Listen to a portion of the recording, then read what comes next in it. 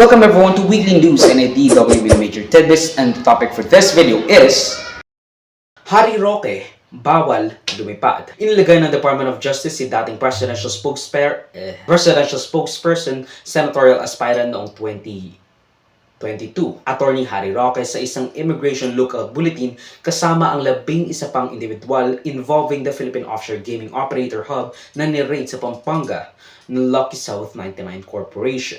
Among the people who was put into the immigration lookout bulletin are a bunch of Chinese last names with connection to the Pogo hub registered under the Lucky South 99 Corporation. Now, hindi naman ibig sabihin na inilagay ka sa isang immigration lookout bulletin order, mawawalan ka na ng right to travel or leave the country. It only serves as an order to look out sa mga posibleng umalis ng bansa maliciously.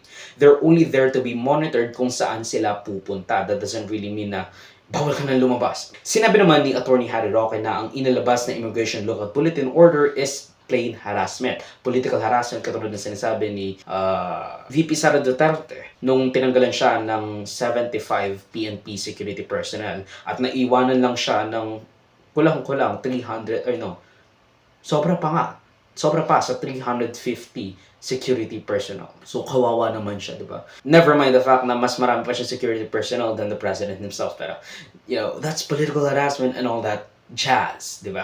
Sinabi naman ni Attorney Harry Roque, again, this is plain harassment. Yung immigration or ILBO, did I say ILOB kanina? Sinasabi niyang witch hunt para sa mga kritiko ng gobyerno and to silence dissidents ng Administrasyong Marcos, especially since he is aligned with his dating presidente, Rodrigo Duterte, of which he was the presidential spokesperson. At least now, he knows what it feels like to be oppressed by the government over holding unconventional political views, di ba? Especially if you think you're fighting for what is right. I mean, kawawa si Laila de Lima for 6 or even 7 years yata. Nakulong siya on trumped-up charges, pero as we all know, good always wins. The truth shall set us free, and the truth set her free noong last month ng yata. So again, you'll see, or at least you have now experienced what she has been enduring for 6 to 7 years. He's saying na he is not connected with Lucky South 99. Ang kanyang kliyente na si Cassandra Ong, which is the agent that registered Lucky South 99. Sinasabi niyang lawyer-client privilege shall only be isolated to him and Cassandra Ong, even if he kind of followed up to the PAGCOR, pumunta pa siya sa PAGCOR to follow up dun sa pag-register sa Lucky South 99.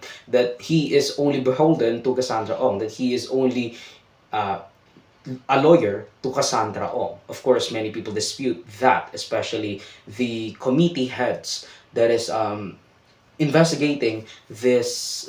Hindi ko po kakilala itong dalawang tao. Inaamin ko po that I have an interest in the corporation that owns the house. With this development, sir, we will include former spokesperson Harry Roque in our investigation. Ano ba itong Immigration Lookout Bulletin? Ibig sabihin nito, pag ikaw ay tatangkang umalis ng Pilipinas, magbibigay alam sa mga kinakakulan at sa mga otoridad. Dahil daw, ako daw ay isa sa mga persons of interest na iniimbestigahan pagdating sa Lucky South. Well, alam niyo po, tingin ko po ito ay isang persecution, isang panunupil. Dahil ako po ay napaka-ingay na kritiko ng gobyerno na humihingi ng kasagutan kay Presidente sa katanungang, adik ka ba?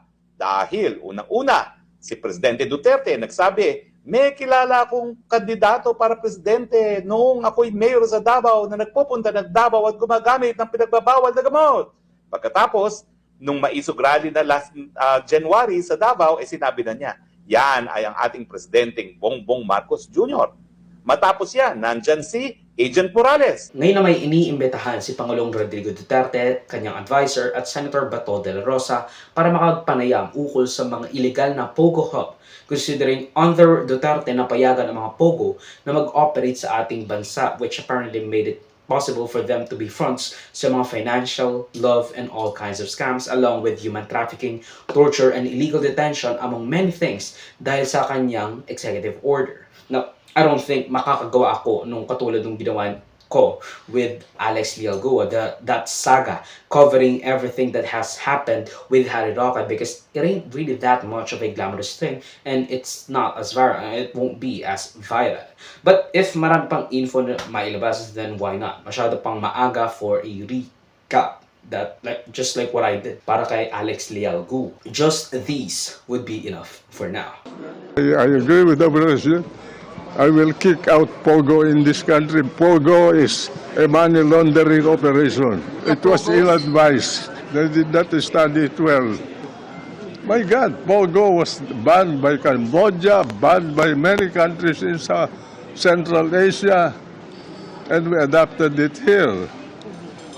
And why is it that until now, you have Pogos in Banban and Porac, and without PAGCOR being able to control them? Is that a wise decision, wise activity? Do you believe that Executive Order number 13 that was issued by the former President Rodrigo Roa Duterte was a mistake? Yes po. Okay. Because all the powers was transferred to PAGCOR. Yes po.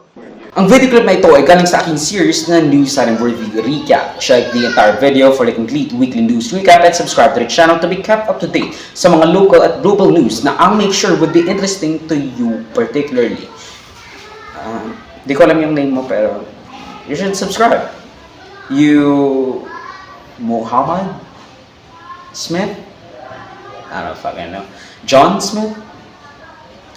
Salamat sa manunod mga kabayan. For me, like, subscribe, follow my links in socials and over. Choose that would be linked down below.